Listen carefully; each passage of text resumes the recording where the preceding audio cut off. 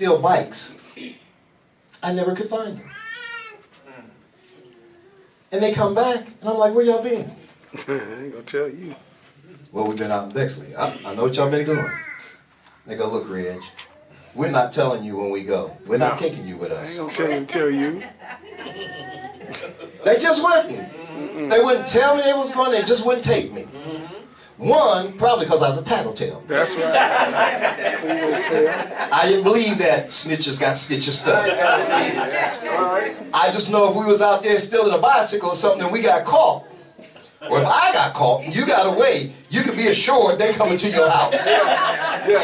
You could be assured of that. So I think my friends knew. One, he don't know how to steal no bike. Two, he don't want to steal no bike. And three, if he go and we get caught, he gonna tell us. Yeah, that dude at home. But think about this. Think about this. This might work. This might work for the message. So, I got a friend that's doing some things that's not pleasing to God. Should I snitch on him? I mean, I know God knows everything, right? But should I get on my knees and say, God, yeah, God, he ain't doing the right stuff. tell on him. Huh? You say tell on him? Yeah. See, that would be me. If I know I'm going to God, I'm going to tell God. That's my sister. She has some friends that does some unscrupulous stuff in the house. As soon as my mother came home, Mom, they was upstairs. Dang. I did, man. I did, Mom. They couldn't stand me. They couldn't. Nobody could stand me. Just tell everything. My wife used to say that. You just tell everything. Right? But in the kingdom, I have to tell what's right. That's right. Right? That's where we at. That's where we at. I have to tell. If you mean anything to me, I got to tell you you're wrong. Yeah. Because there is a conduct that you're expected to carry out when you're in public, not while you're just in church. Especially if your friends know you go to church. Especially if they know you're a Christian.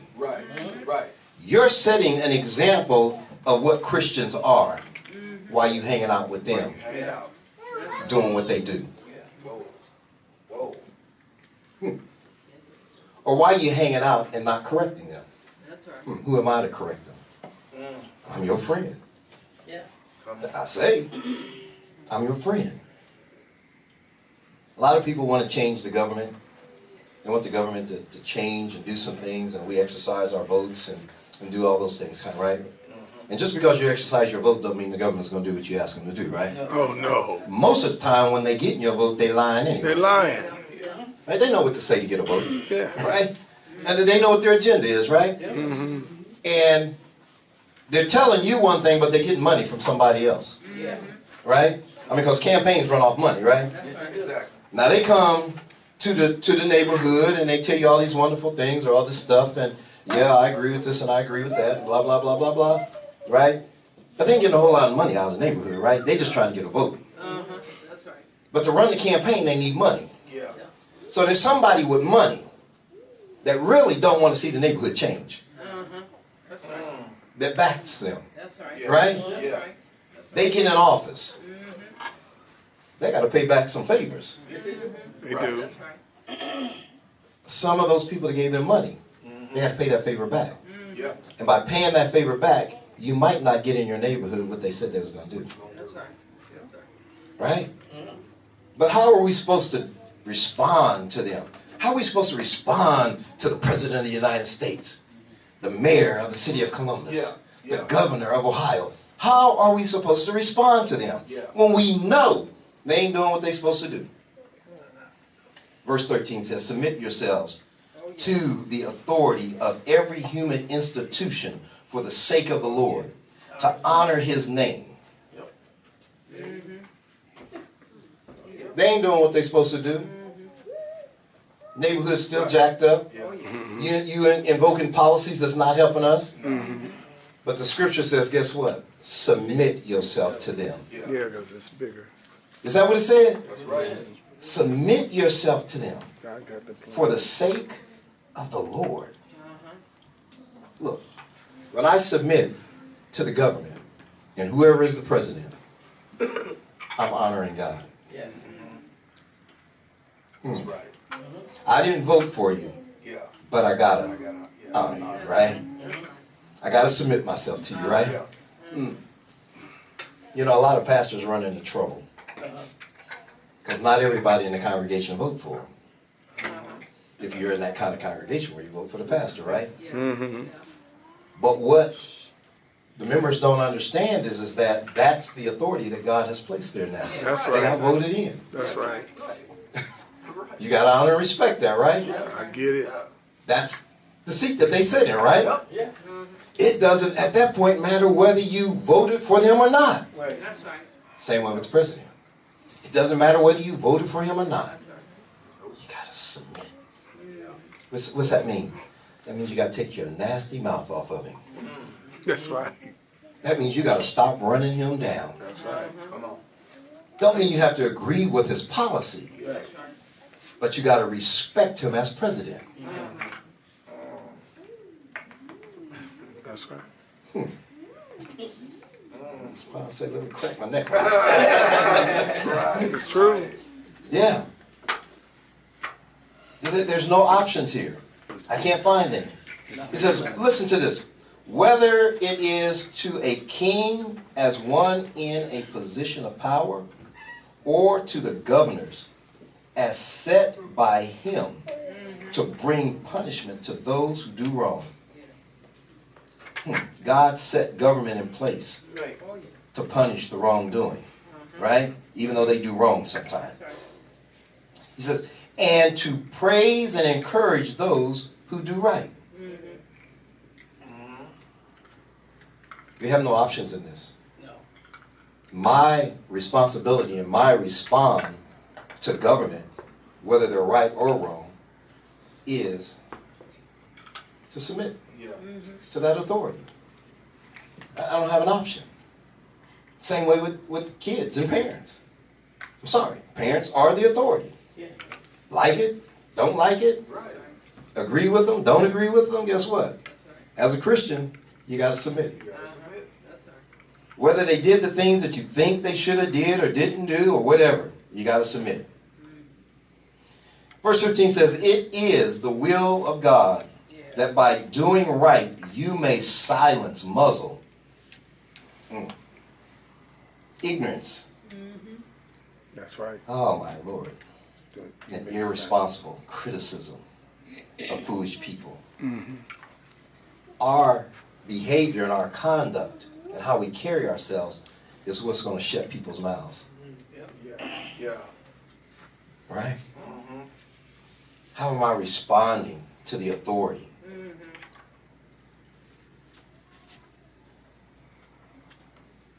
What about your employers? Verse 18. It used the word servants. Okay? But actually when you really crank into it, it actually can blow out to an employer, somebody that you work for. Right? This servant here, sometimes they, some translations might say slave or whatever. You see slave sometimes. It's not slavery like we would think about slavery, like we would think about slavery of American blacks, where it was a forced slavery. This isn't a forced slavery. Okay, this is where I agree to be your servant. Okay, either you help me out with my land or whatever, I agree to be your servant. And so, as I take a job, I agree to do a service for you, right? Hopefully I looked over everything before I took the job. Right. You know, kind of know what I'm getting into, right? That's right. Sometimes, you know what? This is what I've learned. When we interview, we put our best foot forward, don't we? Yeah. Huh? We only put on that resume That's what I'm right. applying for. Yeah. I'm not going to give you a whole bunch of other stuff that's not pertinent to the job I'm looking for. And I'm going to use the right words and vernacular to impress you. Yes. Because I want this job. Yes, sir. Right? Well, what you think they doing? They doing the same thing. They telling you how wonderful, oh yeah, we do this and yeah, we do that. I remember Virginia took a job at Macy's, called herself gonna do this part-time thing, and she take a job. She said, well, I go to church on Sunday. She said, no problem. Yeah. No problem. All you got to do is submit a letter to New York or whatever, and that process is real short, and you'll get a response back because we're all for that. All right. Yeah. She got to working, and they got to talking about working on Sundays. She said, well, wait a minute, what happened to me submitting this letter? Come on, Carol. They said, well, you can go ahead and submit it, but, whew, you know, then all of a sudden, you know, many people don't get this. Right. Now, all of a sudden, the supervisor is saying this might not happen for you. Yeah. Huh? That's right. The tune changed because they got the employee that they wanted. Yeah. So her tune had to change. She had to continue to respect them and respectfully leave them. That's it. Right? Yeah. Because y'all didn't hold up. Y'all didn't hold up to what we said we're going to do here. Told them. Yeah. Well, sometimes people can't opt out. That simple. Okay. So in this case, in this scenario, people couldn't opt out. So this is what the Lord has to say. What'd he say? Servants, be submissive to your master with all proper respect, not only to those who are good and kind, but also to those who are unreasonable. Listen. Now, if I can go ahead and respect, because I can't leave this place right now, but I have to respect you while I'm here. You know, I have to give you what's due you. I have to submit myself to you, right? Look what God says in verse 19. He says, for this finds favor if a person endures sorrow or suffering unjustly because of an awareness of the will of God. So, again, when I find resolve in God, and I realize that I'm in a position, in a job that I can't necessarily leave right now, I can't get out of right now. You know, some jobs you might sign a contract or something. I don't know how many jobs sign contracts these days. But some jobs you might sign a contract, you know, and you kind of bound yourself to them for a year or two or whatever, right? You just can't get out of that, right? So you gotta deal with that until the contract is up, right? Until the agreement period is up. Well, how are you gonna deal with it when they're not holding up to their end of the bargain? You know, this says go ahead and respect them, submit yourself to them, and in doing so, you'll find favor with God. So here's my question: do you want favor with man or favor with God? Yeah, favor with God. And so God is showing us how to deal with wrongful situations as His children, what it's going to do, what it's going to bring about, and then how He's going to take care of you, right? So I said, okay, what should our response be to wrongdoing? We went through those scriptures, right? And so, enduring grief and all this wrongful stuff going to cause us to find favor with God? Huh? Why? Because Jesus, you know, if we read the rest of the text, Jesus already went through this. Yeah. He already went through this harsh treatment. That's right. You know, and all we're doing is going through what He went through, right? We're just putting ourselves in that position. Yeah. And God said, I'm going to honor that. Okay. And you're going to find favor in that. Because in doing so, you glorify me. Wow. Now, have you ever thought about that? That your suffering glorifies God? Yeah. Huh? You ever thought that? What I'm going through, me enduring this, is going to glorify God. And while glorifying Him, we may get some people saved, right? So let's take a look at this. I did a cross-reference scripture, which is Acts 16:22. I'm there.